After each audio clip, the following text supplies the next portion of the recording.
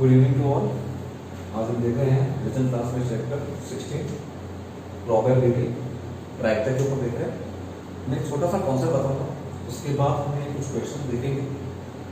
मैं क्वेश्चन पूरे सोल्व नहीं करने वाला हूँ, हिंट दे दूंगा कैसे करना है, कैलकुलेशन आपको कर लेना। और क्वेश्चन जो है मैं बोर्ड पे नहीं लिखूंगा, इसके लिए बुक होगी, उस बुक में से आपको देखना है।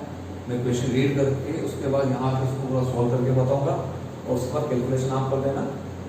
अब सबसे पहले चैप्टर 16 में कुछ खास एग्जाम्पल और कुछ खास एक्सरसाइज के क्वेश्चन है, इनको जरूर कर लेना। इनमें से मैं कुछ बता रहा हूँ और इसके एडिशनल जो क्वेश्चन है वो भी आप लोग मिसलेनियस में से कर लेना।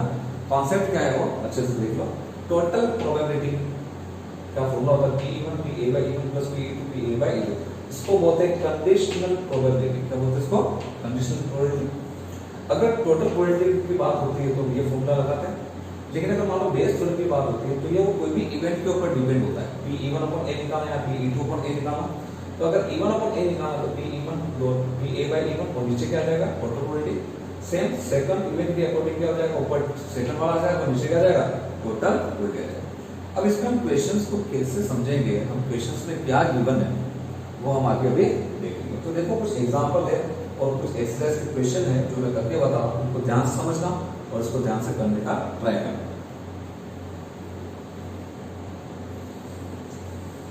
देखो सबसे फर्स्ट क्वेश्चन है एग्जांपल करके देखो। A man is known to be speak truth 3 out of 4 time. एक आदमी है वो 3 में से 4 बार वो सच बोलता है। He throws a die and reports that it is 6, और वो डाई को थ्रो करता है, डाइस को, और वो रिपोर्ट करता है कि 6 आता है कि नहीं आता है। Find the probability that it is actually 6। हमें प्रोबेबिलिटी निकालने की, एक्चुअली 6 आने की प्रोबेबिलिटी निकालनी। तो सबसे पहले इसका इवन इक्वल कैसे होता है? तो देखो लेट इवन ले लिया शोस 6 एक्चुअली, ओके, और E2 क्या ले लिया? Does not show 6 actually. मतलब अगर 6 अगर शो हो रहा है तो वो इवन है।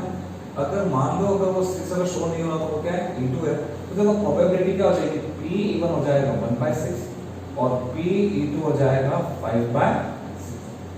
तो देखो यहाँ पे अगर 6 अगर शो होता है इसका मतलब वो ट्रूथ बोल रहा है, अदरवाइज वो क्या बोल रहा है? वो लाई मतलब झूठ बोल रहा है।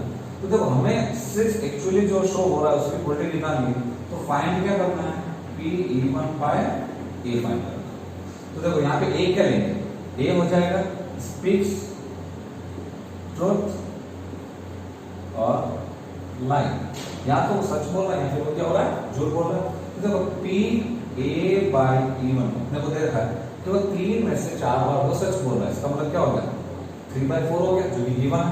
देन PA/E2 क्या हो जाएगा? 1/4, मतलब 3/4 कंडीशन पे वो जब से सारा तो वो ट्रूथ बोल रहा है, अदरवाइज वो झूठ बोला, मतलब 1/4। अब निकालना क्या है? P(1/A) निकालना है। फॉर्मूला आपको पता है, आप आराम से वैल्यू रखो और इसका आंसर इजीली निकल जाएगा। ओके,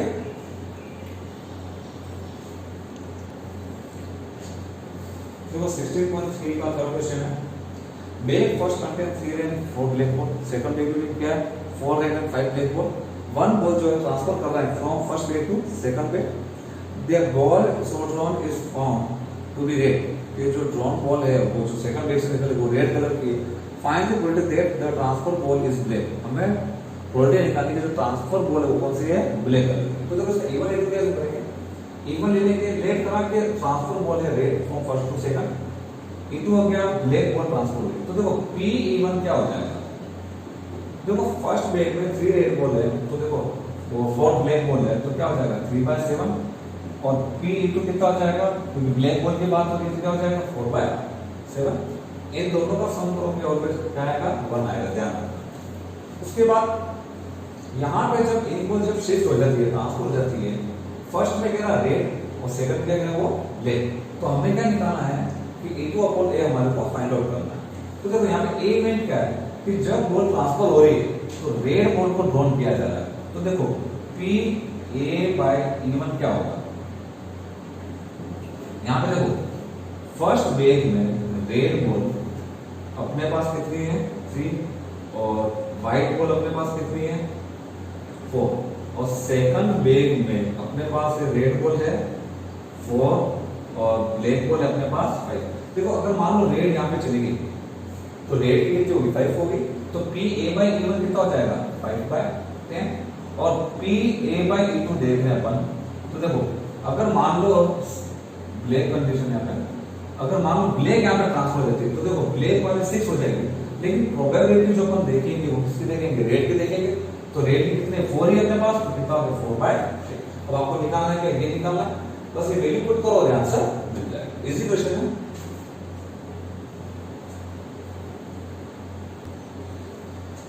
16.3 का ही हम नेक्स्ट क्वेश्चन देख रहे हैं, 9th क्वेश्चन। यहाँ पे लिखा हुआ है in answering the question on multiple choice test a student either knows the answer otherwise he guesses let 3/4 be the probability that he knows the answer। मतलब आंसर जानने की प्रोबेबिलिटी है 3/4 और आंसर को गेस करने की प्रोबेबिलिटी 1/4। मतलब ये हुआ कि A1 ऐसे तरह के स्टूडेंट नोज आंसर और सेकंड में A2 के लिए स्टूडेंट गेसेस आंसर। तो PE1 आपको दे रखा है 3/4 and PE2 is given 1/4। दो प्रोबेबिलिटी अपने पास है।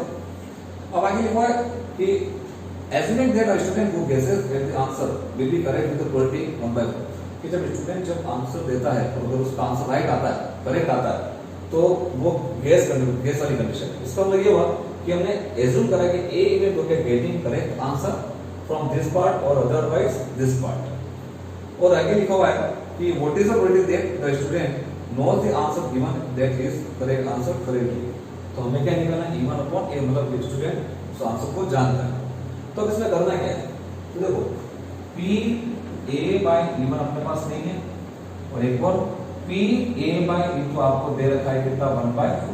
अब देखो अगर उसको आंसर अगर वो जानता है 100% वो श्योर है, इसका मतलब इसकी प्रोबेबिलिटी गिवन है, इसका मतलब इसकी प्रोबेबिलिटी कितनी हो गई 100%, मतलब इसकी प्रोबेबिलिटी हो गई 1। अब आपको निकालना क्या है, E1/A निकालना, इजीली वैल्यू पुट करो और आंसर मिलेगा। ओके,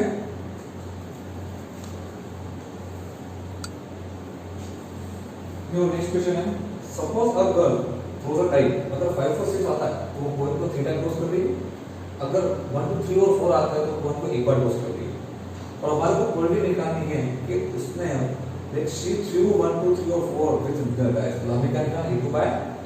देखो सबसे पहले 5 और 6 आ रहा तो PE1 कितना हो गया अपने पास 2/6 मतलब 1/3, और PE2 कितना है अपने पास 2/3, मतलब PE1 PE2 है, वो अपने को चाहिए PA/E1 और एक और क्या चाहिए PA/E2।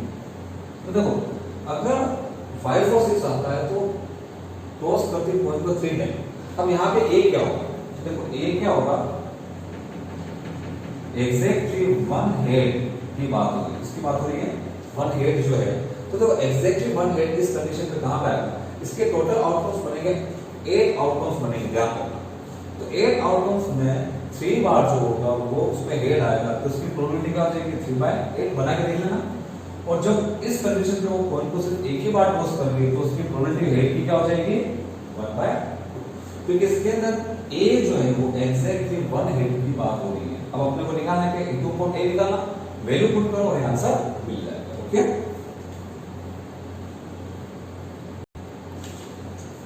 नेक्स्ट क्वेश्चन है 16.3 का 13। A card from the 52 cards, one card is lost, एक कार्ड लॉस्ट हो जाता है। From the remaining cards, जो रिमेनिंग कार्ड जो है उस रिमेनिंग कार्ड से 2 कार्ड्स आर फाउंड, उसमें से 2 कार्ड निकल जा रहे हैं, and are found to be both diamonds, और जो कार्ड निकाले जा रहे हैं वो दोनों के दोनों कौन से हैं, डायमंड के। Find the probability of the lost card being a diamond. तो यहाँ पे एज्यूम करा है कि लॉस्ट कार्ड कौन सा, डायमंड का। A2 का एज्यूम करा lost card is not of diamond. तो देखो PE1 कितना हो जाएगा अपने पास, डायमंड के अपने पास 13 कार्ड होते हैं, तो ये क्या हो जाएगा 13/52, मतलब कितना आएगा 1/4। और PE2 भी अपने पास कितना जाएगा 3/4।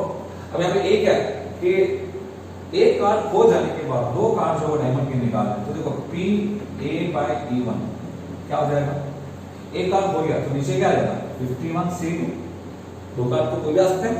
अब एक कार्ड अगर यहाँ पे A/E1 का मतलब हुआ कि डायमंड का कार्ड एक गुम हो गया, मतलब लॉस्ट हो गया, तो डायमंड के कार्ड कितने बचे 12 बचे, यहाँ पे क्या हो जाएगा 12C। इसको सॉल्व कर देना, वैल्यू आ जाएगी हमारे पास।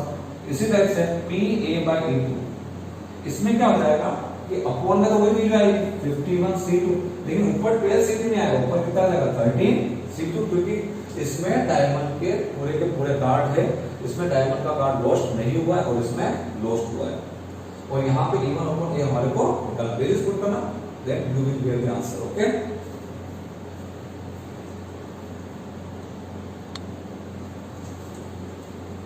तो एग्जांपल 28, x क्या होगा, रैंडम वेरिएबल। रैंडम वेरिएबल की स्टार्टिंग हम 0 से स्टार्ट करते हैं। यहाँ पर है मीन कैसे फाइंड करते हैं, pi और xi।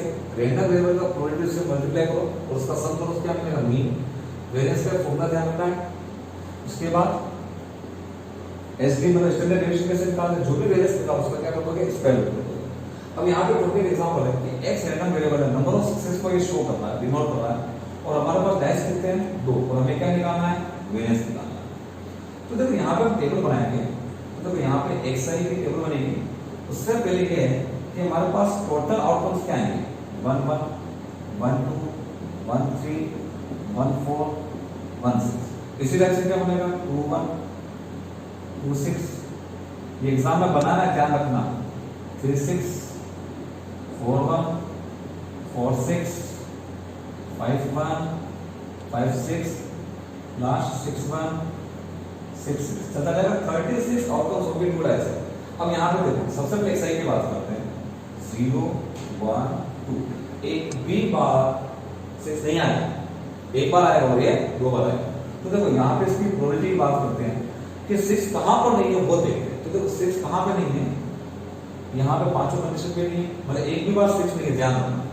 5 यहाँ पे हो गए, 5 यहाँ पे हो गए, 5 यहाँ पे हो गए, 5 यहाँ पे हो गए, 5 यहाँ पे हो गए, मतलब कितनी कंडीशन होगी, 25 कंडीशन होगी। तो 25 अपॉन 36 क्या होगी, प्रोबेबिलिटी होगी। अब हमें देखना है कि ओनली 1 6 चाहिए। तो देखो ओनली 1 6 कहाँ है, यहाँ पे आएगा, यहाँ पे आएगा 1 2 3 4 5 5 यहाँ पे आएगा, और 5 और यहाँ पे भी आएंगे, तो कितना होगा, 10/36। और लास्ट में हमारे को कह रहा है कि अगर 2 6 कहाँ पर है, तो 2 6 तो यहीं पर आ रहा है, ये क्या हो जाएगा, ओनली 1/36। अब करना क्या है, pi xi निकालो, pi xi का स्क्वायर निकालो। इसको सिंप्लीफाई नहीं करना है, इसको बस मल्टीप्लाई करो, सम करो, इसका सम करो, इसको फॉर्मूले में पुट करो और ये आंसर मिल जाएगा। ये कर लेना आपको, इजी है। अब थोड़ा कैलकुलेशन है, कैलकुलेशन तो अच्छे से आनी चाहिए, बस कॉन्सेप्ट क्या है वो मैंने आपको बताया। ओके।